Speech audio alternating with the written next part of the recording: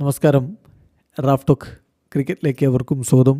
ഈ വീക്കെൻഡിലോ അടുത്ത ആഴ്ചയുടെ തുടക്കത്തിലോ ആയിട്ട് IPLൻ്റെ ഷെഡ്യൂൾ പുറത്തു വരുമെന്നാണ് ലഭ്യമാകുന്ന വിവരങ്ങൾ. ഇപ്പോൾ RCB അവരുടെ ക്യാപ്റ്റനായിട്ട് രജത് പട്ടീദാറിനെ പ്രഖ്യാപിച്ചതോടുകൂടി 8 ടീമുകളുടെ ക്യാപ്റ്റന്മാർ തീരുമാനമായിട്ടുണ്ട്. ഇനി 2 ടീമുകളുടെ ക്യാപ്റ്റന്മാർ ആരൊക്കെയാണ് എന്നാണ് അറിയാനുള്ളത്. അതിലൊരു ടീം ഡൽഹി ക്യാപിറ്റൽസാണ്. ഋഷഭ് പന്ത് അവിടം വിട്ടു പോയല്ലോ. മറ്റൊരു ടീമിൻ്റെ നായകനായിട്ട് അദ്ദേഹത്തെ നമ്മളിപ്പോൾ കാണുന്നു.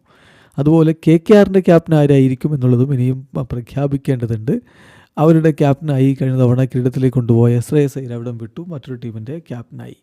അപ്പോൾ നമ്മൾ ഇതുവരെ ഉറപ്പായിട്ടുള്ള 8 ടീമുകളുടെ ക്യാപ്റ്റന്മാർ ആരൊക്കെയാണെന്ന് നോക്കാം.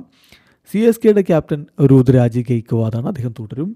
രാജസ്ഥാൻ റോയൽസിൻ്റെ ക്യാപ്റ്റനായിട്ട് സഞ്ജു സാംസൺ തുടരും. PBKസിൻ്റെ ക്യാപ്റ്റനായിട്ട് ശ്രേയസ് അയ്യരെ അവർ പ്രഖ്യാപിച്ചിട്ടുണ്ടായിരുന്നു. ആ ഒരു ബിഗ് ബോസ് പ്രോഗ്രാമിൽ വെച്ചായിരുന്നു അതിൻ്റെ അനൗൺസ്മെൻറ്റ്, നിങ്ങൾ ഓർക്കുന്നുണ്ടാവും.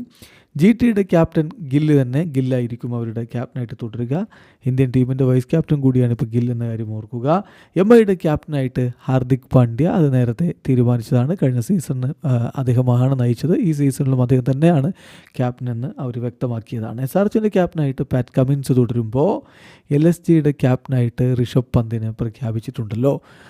ഇപ്പോഴിതാ RCBയുടെ ക്യാപ്റ്റനായിട്ട് രജത് പട്ടീദാറും വരുന്നു. കാത്തിരിക്കാം ഇനി അടുത്ത ആ 2 ടീമുകൾ DCയും KKRും ആരെയായിരിക്കും ക്യാപ്റ്റനായി പ്രഖ്യാപിക്കുക എന്നറിയാൻ വേണ്ടി. വീഡിയോ അവസാനിക്കുന്നു. ക്രിക്കറ്റ് ലോകത്ത് കൂടുതൽ വിശേഷങ്ങളുമായി റാഫ് ടോക്സ് കൊണ്ടുവെത്താം.